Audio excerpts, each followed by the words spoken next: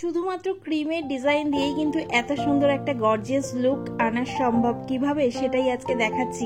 2 পাউন্ডের একটা স্কোয়ার কেককে একটু কাটিং করে জাস্ট আমি এটা একটুখানি রেক্ট্যাঙ্গেল করে নিয়েছি। স্কোয়ার কেকের থেকে রেক্ট্যাঙ্গেল কেকের ওপরে এই ধরনের ডিজাইন কিন্তু এখন খুব ট্রেন্ডি। আর আজকের কেকটা ছিল ব্লুবেরি ফ্লেভারের, সেই মতন আমি বেসটা প্রথমেই রেডি করে নিয়েছি। আর হুইপড ক্রিমের সাথে পিঙ্ক কালার মিশিয়ে কেকটাকে সুন্দর করে ক্রিম কোট করে নিলাম। তারপরে ওই একই ক্রিম নজেলে ভরে কেকটার চারপাশে জাস্ট হালকা হালকা একটু নজেল ডিজাইন দিয়ে নিচ্ছি, মিডিলটা কিন্তু ফাঁকা থাকবে। তো এরকম কেক এর আগে আমি প্রচুর করেছি, বাট এর মাঝখানে চকলেট থাকে, আরও অনেক কিছু অনেক রকমভাবে করেছি। বাট আজকের কেকটা এতটাই সিম্পল ছিল, শুধুমাত্র হালকা একটু ক্রিমের কাজ, সেটা দিয়েই কিন্তু আজকের কেকটা ফুটিয়ে তোলা হয়েছিল।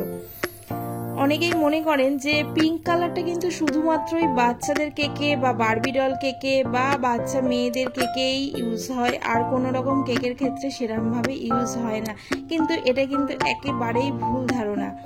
পিঙ্ক কালারটা এমন একটা মিষ্টি কালার যেটা কিনা সুন্দরভাবে প্রেজেন্ট করলে যে কোনো কেককে সুন্দরভাবে ফুটিয়ে তোলা যায়।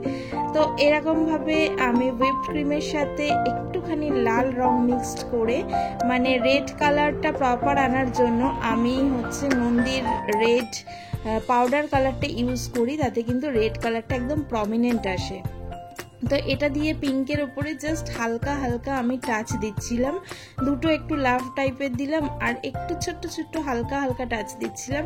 এখানে খুব একটা বড় কাজ কিন্তু দেওয়া যাবে না। পিঙ্কের যে রোজগুলো সেটাই কিন্তু ফুটে ফুটে উঠবে। আর এই লালের ওপরে যখন গোল্ডেন বলগুলো দেওয়া হচ্ছিল তখন কিন্তু জাস্ট এটা অসাধারণ লাগছিল। এটা লালের ওপরে এত সুন্দর ফুটবে আমি কিন্তু এটা করার আগে অতটাও বুঝতে পারিনি। তো কাস্টমার এরকমই একটা পিক আমাকে চুজ করে পাঠিয়েছিলেন গুগল থেকে, তো সেটা দেখে দেখেই মোটামুটি আমি করছিলাম। বাট সেখানে কালারটা একটু ডিফারেন্ট ছিল, আর এটা রেডের ওপরে করা হয়েছিল, রেডের ওপরে গোল্ডেনটা কিন্তু বেশি ফুটছিল। আর গোল্ডেন বলসগুলো কিন্তু বড় ছোট মিশিয়ে আমি দিচ্ছিলাম, তাই সে কারণে আরও মনে হয় বেশিই ভালো লাগছিল।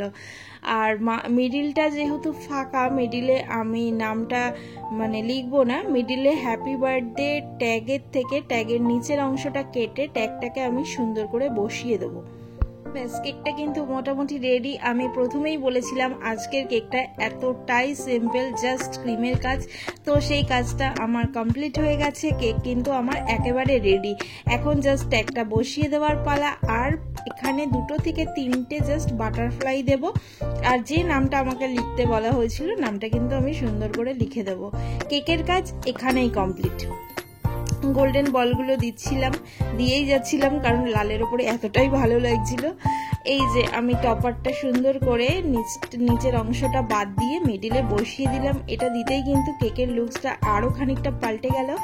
আর এই সাইডে সাইডে যেখানে কম্বিনেশন করে একটু বসিয়ে দিচ্ছিলাম কয়েকটা বাটারফ্লাই, যেটা কিন্তু কেকটাকে আরও একটু গর্জিয়াস লুক দিচ্ছিল। খুবই অল্প সময়ে খুব চটজলদি করে ফেলার জন্য কিন্তু খুব সুন্দর একটা ইউনিক ডিজাইন, যেটা কিন্তু একেবারেই আমার সময় লাগলো না।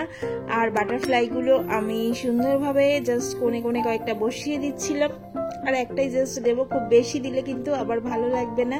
সেই মতন আমি 4টেই বাটারফ্লাই দিলাম একটু কম্বিনেশন করে, আর নিচে নামটা লিখে দেবো। ব্যাস, আমার কেক একদম রেডি। চটজলদি কিছু কিছু কেক হয় যেগুলো অল্প সময়ের মধ্যেও কত সুন্দর হয়ে যায়, তাই না?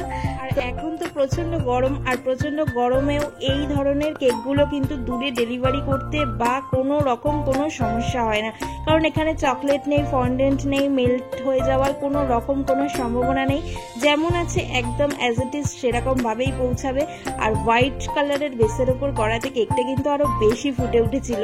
যাই হোক, আজকের মতন টাটা, আবার